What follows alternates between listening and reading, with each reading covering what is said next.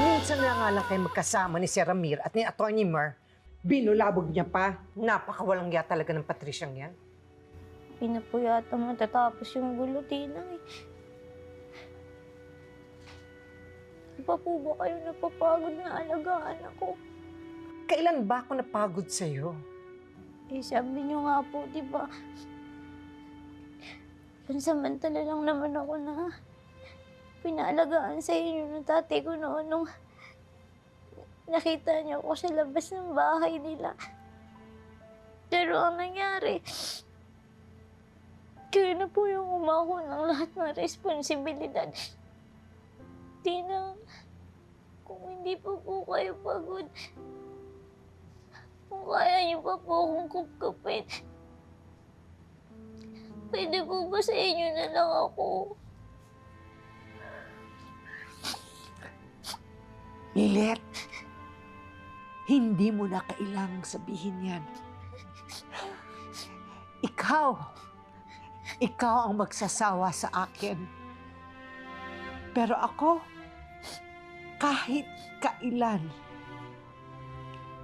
hindi ako mapapagod sa'yo. Kasi po, nagkakagulo lang po eh. Kapag binilit ko yung sarili ko, si Ramir tsaka kay Atty. Mer. Kaya dito na lang po ko sa inyo.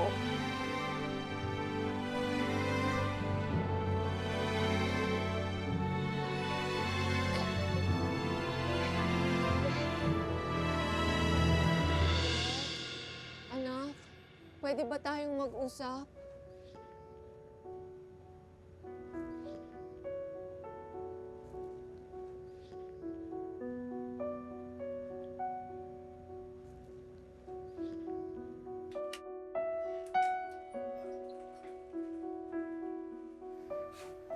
Lilet, pwede ba tayong mag-usap?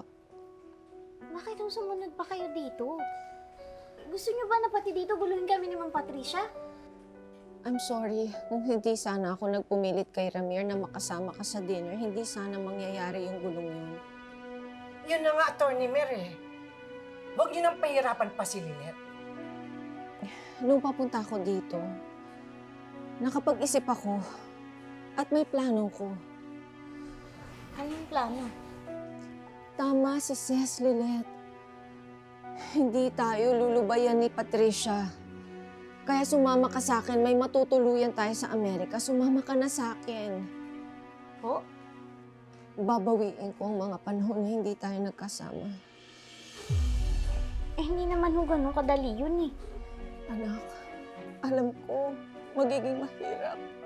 Hindi madali, pero pag-aaralan ko kung paano ako magiging mabuting ina sa'yo. Kaya parang awa mo na sumama ka sa akin.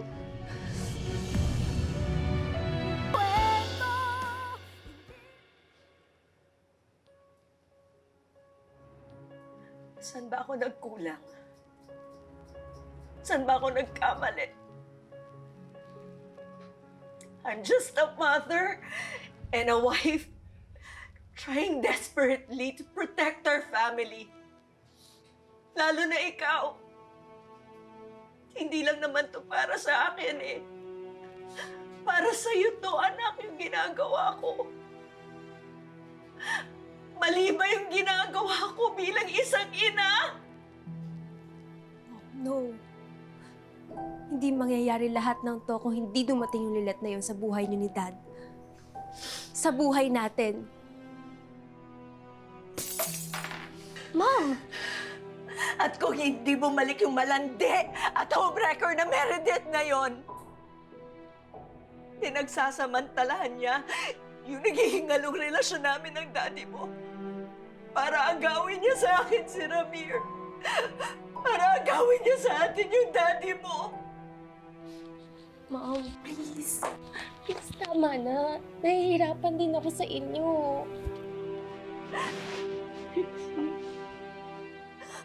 Ayaw kitang manggaling sa isang broken family. Pangako mo sa akin, huwag na huwag mong susukuan yung daddy mo. Pinapangako ko sa'yo, gagawin ko ang lahat. I'll do anything and everything para mabuo yung pamilya natin.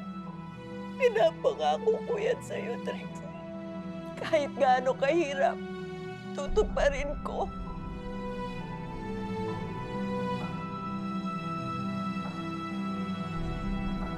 Gusto niyo talaga akong isama?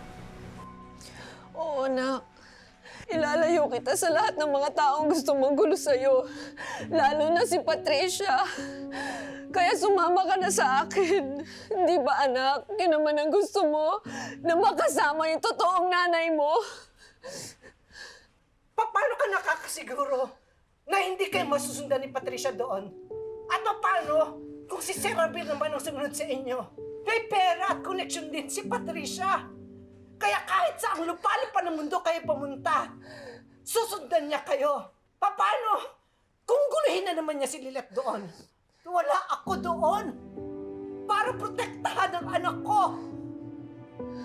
Ses, kung ikaw nga na hindi niya totoong ina, ginawa mong lahat para mapagtanggol siya. Ako pa kaya na totoong nanay niya. Gagawin ko lahat para mapagtanggol si Lilet. Attorney Mer, ayoko nang magulo pa ang buhay ni Lilet. Kaya sana, hayaan mo na lang siya sa akin. Nakasama mo na si Lilet simula pa nung sanggol siya. Sis, huwag mo na ba sanang ipagkait sa akin na makasama ko ang anak ko? Hindi ko pinagdadamot sa iyo si Lilet.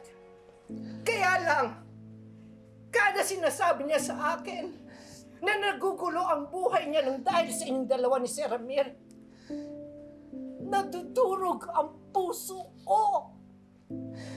Kaya kung magugulo lang ang buhay niya nang dahil sa inyo, siguro nga, mas mabuti pa na sa akin na lang siya habang buhay. Oo, hindi ko siya kadugo. Pero ako ang tumayong nanay niya sa mahabang panahon, Attorney Mer. At lahat gagawin ko para protektahan ko si Lilet sa kahit anong paraan pa. Attorney Mer, tama na ho. Masyado na hong masakit eh. Tapusin na lang po natin to. Umalis na po kayo.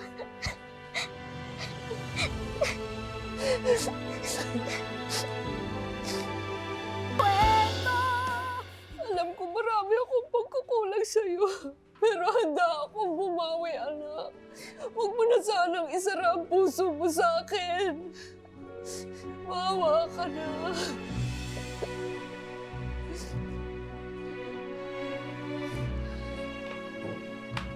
Tama na, Attorney Mer. Si Lilet na mismo nagsabi, natigilan mo na siya. Tanggapin mo na lang sa sarili mo na hindi lahat ng kaso kaya mong ipanalo. Ses, wala akong pakialam sa mga kasong hinahawakan ko. Kahit matalo pa ako sa lahat ng yon, huwag lang sana ako matalo dito sa pagiging ina ko. Kaya padaanin mo ako.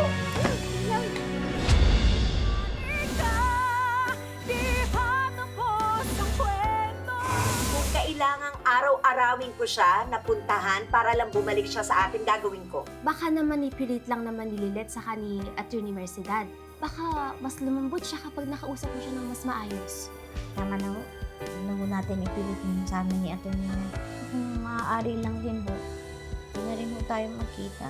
Kapag hindi talaga nila tayo pinakinggan, sasabihin ko talaga nalalaman natin tungkol kay Ino at Trixie. Excuse me po.